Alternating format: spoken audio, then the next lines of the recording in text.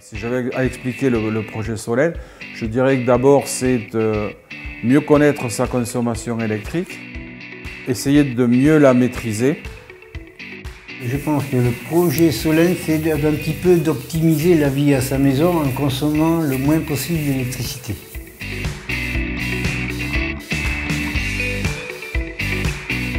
L'apport de Solène pour le territoire, c'est d'abord la possibilité d'informer nos concitoyens sur la transition énergétique et la politique que met en place l'agglomération. On a des projets, on a des objectifs, des ambitions et on peut, grâce à ce projet Solène, faire partager aux habitants l'ambition du territoire, l'Orient Agglomération.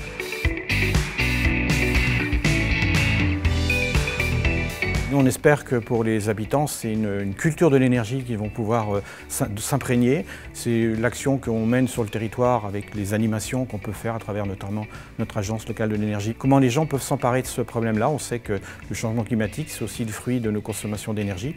L'objectif dans le projet Solène était de sensibiliser les utilisateurs à la consommation énergétique propre, de leur permettre de changer leurs habitudes de consommation.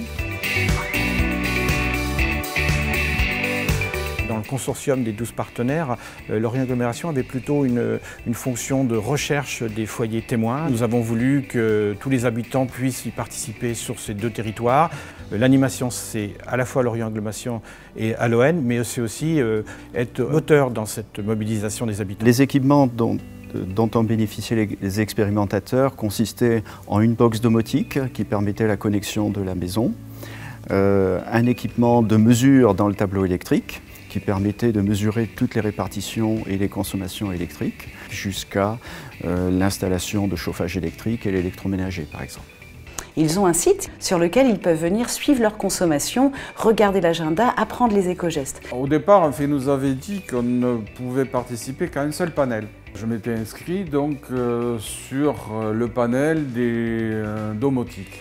Ce qu'on peut retenir un petit peu du projet, c'est d'abord, à titre personnel, une meilleure connaissance sur les consommations électriques.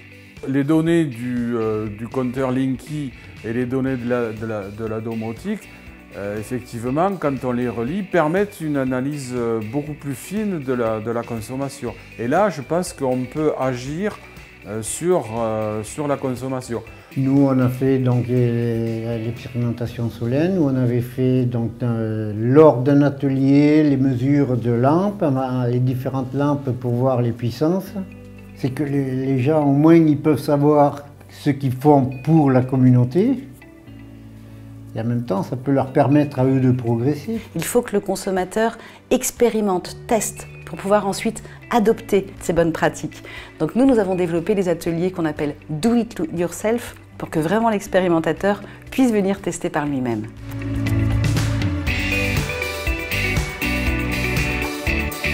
Mis en œuvre en dernier recours par le gestionnaire de réseau de distribution Enedis, l'écrêtement consiste à répartir l'électricité disponible chez tous les clients de manière solidaire en abaissant temporairement la puissance de coupure des compteurs Linky en cas d'événements exceptionnels, comme par exemple un pic de consommation hivernale conjugué à un sévère manque de production. Ils avaient dit qu'ils essaieraient de faire des tests à des moments, non pas où on consommait peu d'électricité, mais justement à des moments où la température extérieure descendrait pas mal, et sur des périodes où les gens consomment beaucoup d'électricité. On savait 24 heures avant qu'on allait être écrêté, on connaissait les horaires. 1 heure avant, on baissait le chauffage.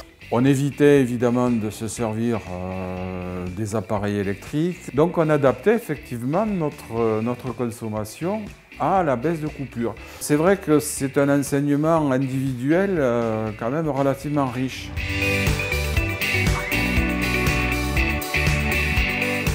Sur le projet Solène, dans la région de Lorient, les utilisateurs semblaient déjà très sensibilisés aux aspects de consommation énergétique. Nous avons permis aux utilisateurs d'avoir accès à 2 types d'informations. D'une part, des informations de répartition des consommations, qu'il n'a pas forcément lorsqu'il a son relevé énergétique, La deuxième chose, c'est lui permettre d'avoir un historique sur chacune de ses consommations. Ces deux informations lui permettent d'avoir une vision fine de sa consommation énergétique qu'il n'aurait pas simplement avec sa facture énergétique. Il faut de l'accompagnement individuel, on sait que ça fonctionne mieux. Toutes ces personnes-là, à travers les actions dans Solène, leur connaissance de leur consommation et puis la pratique d'éco-gestes, ils vont pouvoir s'imprégner de cette culture, de cette envie aussi de participer dans l'agglomération. L'intérêt de le faire sur le territoire, c'est de le reproduire aussi sur tous les autres territoires. Alors le projet Solène nous a vraiment appris qu'il fallait arrêter que l'on fasse pour les expérimentateurs, mais il fallait qu'on fasse avec eux. C'est-à-dire que maintenant, on organise nos ateliers, nos animations avec eux, en les impliquant dans la définition du programme, dans le choix des sujets. Alors ce que les études montrent, c'est que justement pour que ce bien-être il puisse apparaître, il est nécessaire de proposer aux consommateurs, aux usagers, des technologies de suivi de consommation qui soient faciles d'utilisation, et dont les informations qui sont proposées sont aisément compréhensibles.